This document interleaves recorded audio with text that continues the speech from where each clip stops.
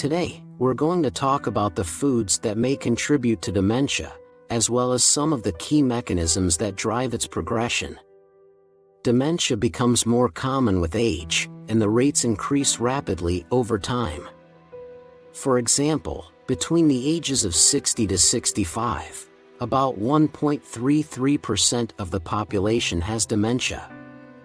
This rises to 2.2% between ages 65 to 70, 3.8% from 70 to 75, 6.5% from 75 to 80, and by the time people reach 90, over 20% of the population will have dementia.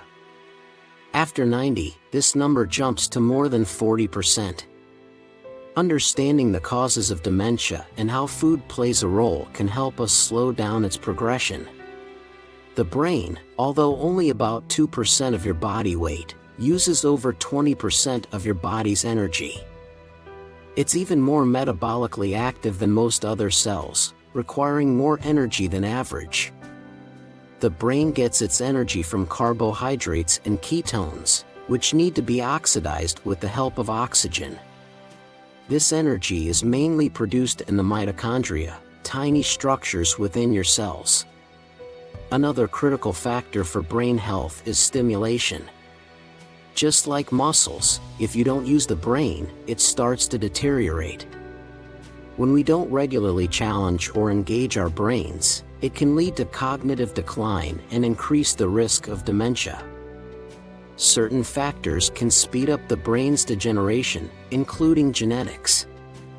However, many people misunderstand the role of genetics.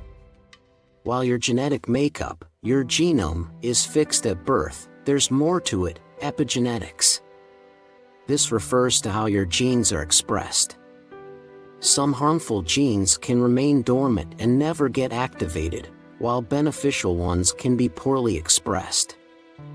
Exercise, for example, isn't just about staying fit or losing weight, it's about keeping your brain active and stimulated. One of the biggest drivers of cognitive decline is chronic low-grade inflammation. This includes oxidative stress, which happens when mitochondria generate energy. Some oxidative stress is normal, but if the process becomes inefficient, like a dirty engine, it leads to excessive oxidative stress and less energy production, contributing to brain damage. Environmental toxins, such as pollution and harmful additives in food, like preservatives and artificial colors, can also contribute to this process. By understanding these mechanisms, we can make better choices to protect our brains and reduce the risk of dementia. Food allergies and sensitivities are another important factor to consider when it comes to brain health. When the body reacts to certain foods, it triggers an inflammatory response, which contributes to overall inflammation in the body. This can worsen the progression of conditions like dementia. Additionally, there's growing research on dysbiosis, an imbalance in the gut microbiome. If there are too few beneficial bacteria or too many harmful ones, it creates a chaotic environment in the gut. This imbalance leads to inflammation, damage to the gut lining, and a condition known as leaky gut, which can further contribute to food allergies and increased inflammation throughout the body. All of these factors are interconnected, and when one system is out of balance, it can worsen the others, making it more difficult to manage brain health. Now, let's look at some foods that have been shown to accelerate dementia. The first food on the list is excess alcohol. Drinking too much alcohol too frequently can lead to premature dementia because alcohol is a neurotoxin. It directly damages brain cells. Alcohol also contributes to leaky gut, which leads to food allergies and inflammation.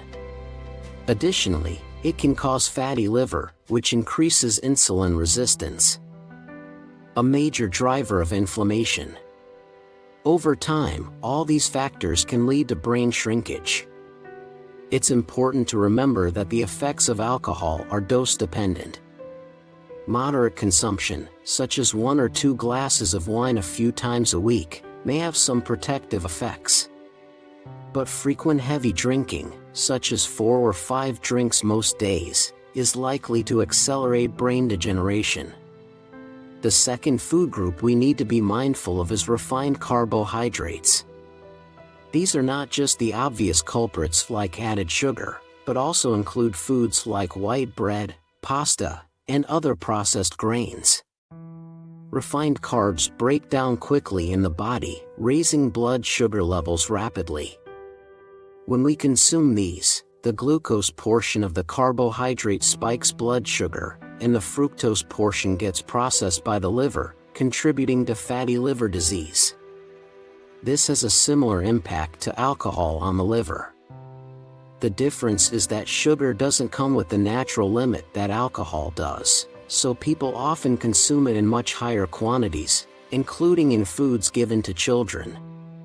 It's important to understand that even natural sugars, like those found in fruit, can be problematic when consumed in excess.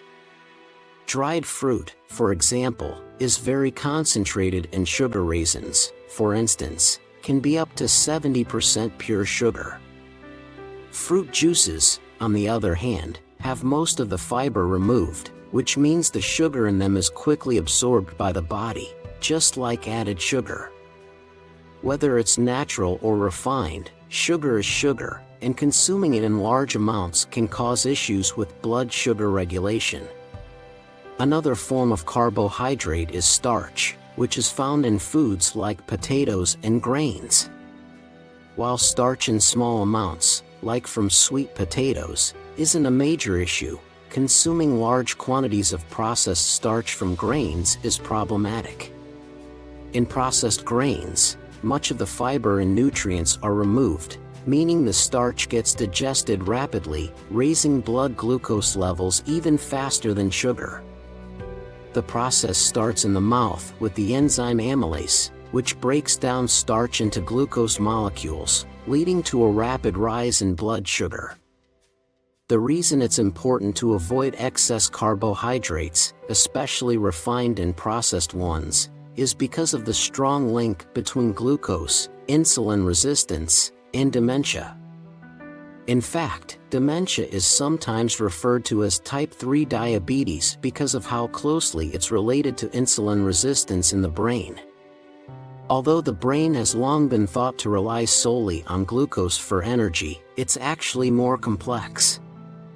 The brain also uses ketones, which are produced during periods of low carbohydrate intake, like fasting or a ketogenic diet. When we consume too much sugar or starch, blood glucose levels rise, and our body produces more insulin to regulate it. Over time, excessive glucose and insulin in the bloodstream lead to insulin resistance, meaning the body's cells, including brain cells, no longer respond properly to insulin. As a result, even though there's plenty of glucose in the blood, the brain doesn't get the energy it needs. This is the paradox that contributes to cognitive decline. Too much glucose leads to less glucose getting into the brain, starving it of the energy it needs to function. In the past 50 to 100 years, humans have never had access to as much sugar and processed starch as we do today. Our bodies have not evolved to handle this constant influx of refined carbohydrates, and it's having a major impact on brain health, contributing to the rise in conditions like dementia. The key takeaway is that diet plays a significant role in brain health. Excess alcohol, refined carbs, added sugars, and processed starches all contribute to inflammation, insulin resistance, and cognitive decline. Understanding these mechanisms and making better food choices can help slow down the progression of dementia and support overall brain health. Sugar is a major contributor to insulin resistance, which, as we've discussed, prevents glucose from reaching the brain. If we continually consume sugar, our bodies will never shift to burning ketones for fuel, which can help the brain function, even in the face of insulin resistance. The issue with sugar, especially refined sugar, is that it's a disaccharide, a two-molecule sugar, and about 50% of it is fructose. Fructose is processed by the liver, contributing to fatty liver disease, and it's highly addictive, which leads to overconsumption. Sugar also disrupts the gut microbiome, contributing to dysbiosis and leaky gut, which further inflames the body and promotes food allergies. The problem isn't sugar in every form. For example, glucose is a natural part of many foods, but when it's concentrated and refined like in added sugars, that's when it becomes harmful. Eating natural sugars found in whole fruits or vegetables, especially non-starchy vegetables, doesn't have the same negative effects because they come with fiber, water, and nutrients that slow the absorption of sugar and reduce its impact on the body. Fish can be incredibly beneficial for brain health, especially wild-caught fish, as they're rich in omega-3 fatty acids, EPA and DHA. DHA is a critical component of brain tissue, and these omega-3s support overall cognitive function. However, there's a downside to some types of fish. They can be contaminated with mercury, a neurotoxin that can damage brain tissue over time. Larger predatory fish like tuna, swordfish, and other long-living species tend to accumulate higher levels of mercury because they eat other fish, which already contain trace amounts of the toxin. To minimize exposure to mercury, choose smaller fish like sardines, herring, flounder, and cod, which have lower mercury levels. If you do opt for larger fish, make sure they come from trusted, low-mercury sources. Farmed fish can sometimes be an option if they're raised responsibly, but unfortunately, many farmed fish are subjected to poor living conditions, low-quality food, and even chemicals, hormones, and antibiotics that could negatively impact health. The Dirty Dozen refers to a list of fruits and vegetables that tend to have high pesticide residues. Pesticides are toxic to both the body and the brain, and frequent exposure can lead to health issues. Some of the common foods on this list include fruits, strawberries, nectarines, blueberries, apples, grapes, peaches, cherries, pears, plums. Vegetables: bell peppers, hot peppers, green beans, tomatoes, potatoes, carrots, spinach, kale, and celery. You should aim to buy these foods organic whenever possible or avoid them if you can't find organic options. In certain regions, the pesticides used may vary, and farming practices can change over time, so it's always important to check. While some people can tolerate small amounts of pesticides without major issues, those with genetic predispositions to poor detoxification, or those with weak microbiomes, may be more susceptible to their harmful effects. Over time, the body can accumulate a body burden of chemicals, which can worsen health outcomes, especially when considering that pesticides are a relatively new phenomenon in human history, only becoming widespread in the last 50 to 100 years.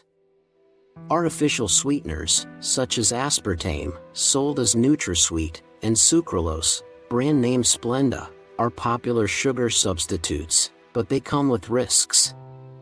Aspartame is a well-known neurotoxin and can negatively impact brain health. Sucralose, once marketed as a safer alternative, has been shown to break down DNA and damage the gut microbiome. Both sweeteners disrupt the gut bacteria, contributing to leaky gut, inflammation, and food allergies. The reason artificial sweeteners became popular was to provide a low-calorie alternative to sugar, especially as people became more aware of the risks of excess sugar consumption. However, consuming these sweeteners can lead to increased cravings for sweet foods and overeating, as they don't provide the satisfying substance that real food does. Additionally, while stevia and monk fruit are also non-caloric sweeteners, they are natural plant extracts, unlike the synthetic chemicals in aspartame and sucralose. Used in moderation, these natural sweeteners are generally safer, but overconsumption can also disrupt the microbiome. Not all fats are created equal, and when we talk about bad fats, we're mostly referring to trans fats and vegetable oils, not saturated fats. Contrary to popular belief, saturated fats are not harmful when consumed in moderation. They are stable, safe to eat, and don't cause inflammation in the body.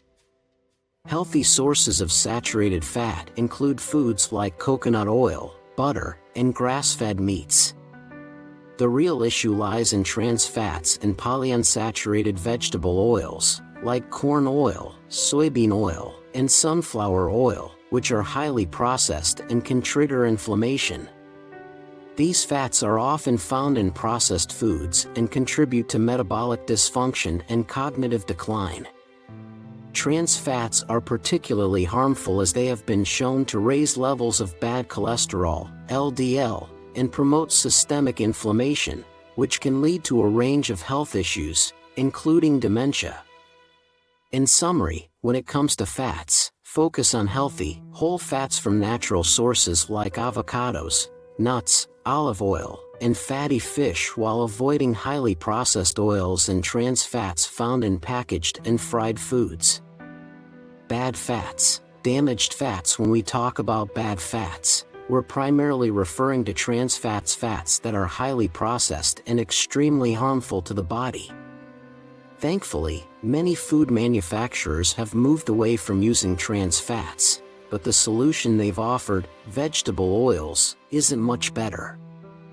These oils are often derived from seeds, grains, or legumes, which is why they're sometimes called seed oils. The issue with these oils is that they contain excessive omega-6 fatty acids. While omega-6 are essential in small amounts, our modern diets are loaded with them, often 20 times more than we need.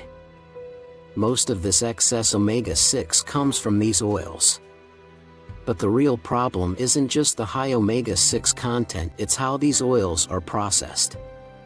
To extract the oils, manufacturers use high heat, high pressure, and chemical solvents, which damage the oils and cause them to oxidize.